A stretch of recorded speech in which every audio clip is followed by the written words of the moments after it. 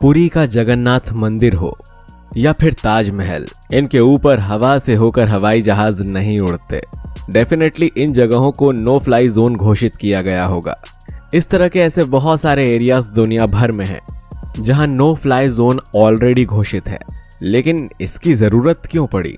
इसके जवाब में ये बात सामने आती है कि कई बार किसी विशेष जगह को सिक्योर करने के लिए या फिर उन लोगों को सुरक्षा देने के लिए नो फ्लाई जोन का इस्तेमाल किया जाता है जो लोग युद्ध के हालात में घिरे हैं या फिर जो जगह बहुत ही ज्यादा सेंसिटिव हो। हमारे आज के इस वीडियो में आखिरी तक बने रहिए। आइए देखते हैं दुनिया के कुछ नो फ्लाइंग जोन। ताजमहल दुनिया के 7 अजूबों में से एक और प्यार की निशानी कहे जाने वाले ताजमहल के ऊपर से भी किसी हवाई जहाज को उड़ने की इजाजत नहीं है। भारत की एक खूबसूरत और शानदार इमारत को पूरी दुनिया से लोग देखने के लिए आते हैं। ये वर्ल्ड हेरिटेज साइट है और यहाँ पर अक्सर टूरिस्ट उपस्थित रहते हैं। इसलिए सुरक्षा की दृष्टि से भारत सरकार ने ताजमहल और उसके आसपास के प्रीमाइसेस को नो फ्लाइंग जोन घोषित कर रखा है। अंटार्कटिका धरती पर मौजूद नो फ्लाइंग जोन में इस हिस्से को सबसे ज्यादा इंपॉर्टेंस दी जाती है। यह हमारी धरती के साउथ पोल का वो हिस्सा है जो हमेशा बहुत ही ठंडा रहता है। इस क्षेत्र का तापमान हमेशा जमा देने वाली स्थिति में रहता है। यहाँ अक्सर स्नोफॉल और बर्फीले तूफान के आने की संभावना बनी रहती है। एविएशन इंडस्ट्री में एक रूल ऐसा है जिसे हवाई जहाज एटॉप्स रूल यानी extend range operation with 2 engine कहा जाता है। 2 इंजन 60 मिनट रूल के अकॉर्डिंग किसी ट्विन इंजन वाले एयरक्राफ्ट को किसी ऐसे ही एयर रूट से ट्रेवल करना चाहिए जिसके अनुसार 60 मिनट के फ्लाइंग जोन के भीतर कोई ना कोई एयरपोर्ट होना जरूरी है ताकि इमरजेंसी सिचुएशन में पायलट विमान को सिक्योर तरीके से लैंड करा सकें। यात्रियों की सुरक्षा को ध्यान में रखते हुए इस नियम को बनाया गया है, जिससे हवा में उड़ते हुए अगर अचानक कोई इमरजेंसी के हालात पैदा होते हैं तो विमान को नजदीकी एयरपोर्ट पर उतारा जा सके। लेकिन साउथ पोल का पूरा एरिया ऐसा है जहां उड़ते हुए विमान यदि बर्फीले तूफान या स्नोफॉल की सिचुएशन में फंस जाता है तो जाहिर है कि पायलट को कुछ भी नजर नहीं आएगा, नीचे उतरने की कोई व्यवस्था नहीं रहेगी और विमान दुर्घटनाग्रस्त हो सकता है, जहां किसी भी सूरत में हवाई जहाज उतरने की कोई संभावना नजर नहीं आती। यानी हम अगर चाहें कि अभी अंटार्कटिका के एरिया को कवर करते हुए उसके ऊपर उड़ान भर सकें और नीचे की खूबसूरती का मजा ले लें तो ऐसा कभी पॉसिबल नहीं होगा। वॉशिंगटन डीसी यह है अमेरिका की राजधानी वॉशिंगटन डीसी, जिसके ऊपर से किसी भी विमान का उड़ना मना है। दरअसल 9/11 के हमले के बाद वॉशिंगटन डीसी के ऊपर नो फ्लाइंग जोन अप्लाई किया गया।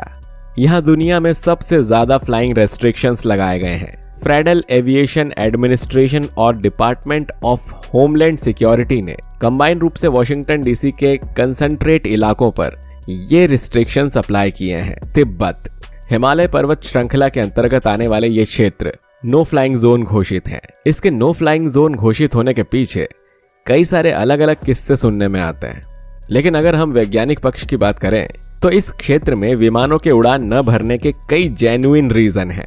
हिमालय रीजन होने के साथ साथ यहाँ पर आबादी भी कम है और आबादी कम होने की वजह से यहाँ आधुनिकतम रडार सिस्टम बहुत ही कम देखे जाते हैं। और ये तो आप जानते ही हैं कि इमरजेंसी के हालात में हवाई जहाज का केवल एक ही सहारा होता है और वो होता है ग्राउंड पर बैठा रडार सिस्टम, जो हवाई जहाज को आसपास के एटमॉस्फेयर की इंफॉर्मेशन देता है, उसे उड़ाने के दिशा निर्देश देता है। कमर्शियल प्लेन 30,000 फीट की ऊंचाई तक उड़ सकते हैं, लेकिन तिब्बत में जो चोटियां हैं वो लगभग 20,000 फुट से ऊपर हैं। सबसे ऊंची चोटी माउंट एवरेस्ट है जो लगभग 29,035 फुट ऊंची है। इतनी ऊंचाई पर मौसम हमेशा मेहरबान हो ये जरूरी नहीं है। यहाँ हवा का फोर्स बहुत ज्यादा होता है, नीचे कोई प्लेन और सपाट जगह भी नहीं है, इसीलिए विमान की इमरजेंसी लैंडिंग भी नहीं कराई जा सकती है। जनरली कमर्शियल प्लेन हमारे एटमॉस्फेयर के ट्रांसफेयर लेयर में उड़ान भरते हैं, जबकि तिब्बत की ऊंची ऊंची पहाड़ियां एटमॉस्फेयर लेयर को टच करती हैं। इस लेयर में हवा की परत बहुत ही पतली होती है। अब क्षेत्र में अगर विमानों को उड़ान भरना है तो उन्हें ट्रांसफेयर के निचले लेवल पर उड़ान भरनी पड़ेगी, जिससे उड़ान भर रहे विमान में ऑक्सीजन की कमी हो सकती है और इससे पैसेंजर को दूसरी परेशानियां हो सकती हैं। यात्रियों को एयर ट्रैबुलेंस अनईजीनेस की समस्या हो सकती है।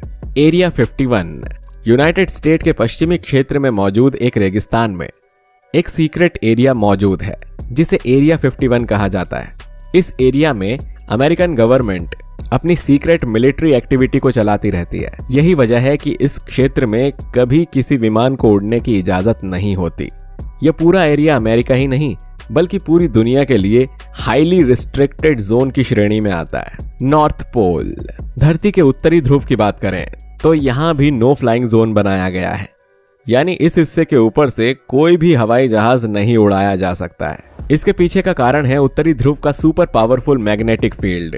धरती के उत्तरी ध्रुव का स्ट्रॉन्ग मैग्नेटिक फील्ड हमेशा से हर घंटे चेंज होता रहता है और इस मैग्नेटिक फील्ड के दायरे में आने के बाद हवाई जहाज का नेविगेशन सिस्टम काम नहीं कर पाता है। इन कंडीशन में पायलट विमान के लिए डायरेक्शन और रास्ता ढूंढने में दिक्कत आ सकती है और हो सकता है कि विमान अपना रास्ता भटक कर दुर्घटनाग्रस्त हो जाए। यही वजह है कि इसे भी नो फ्लाइंग जोन घोषित किया गया है। कैनेडी स्पेस सेंटर, ये एक ऐसा स्पेस सेंटर है जहां से अक्सर अंतरिक्ष में लॉन्च किए जाने वाले स्पेस शटल मौजूद रहते हैं और उन्हें यहां से लॉन्च भी किया जाता है। World famous Kennedy space centre को सेफ और सिक्योर बनाने के लिए इसे भी नो फ्लाइंग जोन घोषित किया गया है।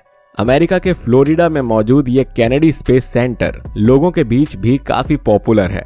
दरअसल इस क्षेत्र में अक्सर रॉकेट स्पेस शटल लॉन्च होते हैं जिसे देखने के लिए लोगों के मन में विशेष एक्साइटमेंट रहती है। जो लोग स्पेस में स्पेशल इंटरेस्ट रखते हैं उन स्पेसमैन के लिए तो ये एरिया सेंटर ऑफ अट्रैक्शन है। ये कैनेडी स्पेस सेंटर यूएस के मैरिट आइलैंड पर मौजूद है। इसके अलावा cap Canaveral air force station NASA का होम प्लेस है। यही वजह है कि इस आइलैंड पर हमेशा स्पेस एक्टिविटी होती रहती है और इसी की वजह से इस पूरे एरिया को नो फ्लाइंग जोन घोषित कर रखा है।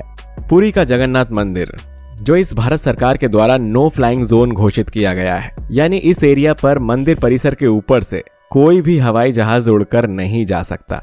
मंदिर परिसर की बात करें तो मंदिर की महिमा तो यहाँ तक है कि इस मंदिर के गुंबद पर कभी कोई परिंदा भी नहीं बैठता। ये मंदिर सनातन परंपराओं के अनुयायियों के लिए और इनके मानने वालों के लिए एक बड़ा ही पवित्र स्थल है। 4 धामों में से एक इस मंदिर में रथ यात्रा के दौरान जबरदस्त भीड़ रहती है और ये रथ यात्रा पूरे विश्व में प्रसिद्ध है। ऐसी हार्ड सिचुएशन में नो फ्लाइंग जोन रहना ही ठीक है। मक्का मदीना, सऊदी अरब की सरकार ने मुसलमानों के सबसे पवित्र तीर्थ स्थल मक्का और मदीना को भी नो फ्लाइंग जोन घोषित किया है। जिस तरह इस एरिया में किसी गैर मुस्लिम का प्रवेश रेस्ट्रिक्टेड है, वैसे ही इस एरिया में एयर स्पेस में किसी विमान का भी आना मना है। हर साल यहाँ हजारों लाखों की संख्या में हज यात्री आते हैं और अपनी हज यात्रा को पूरा करते हैं।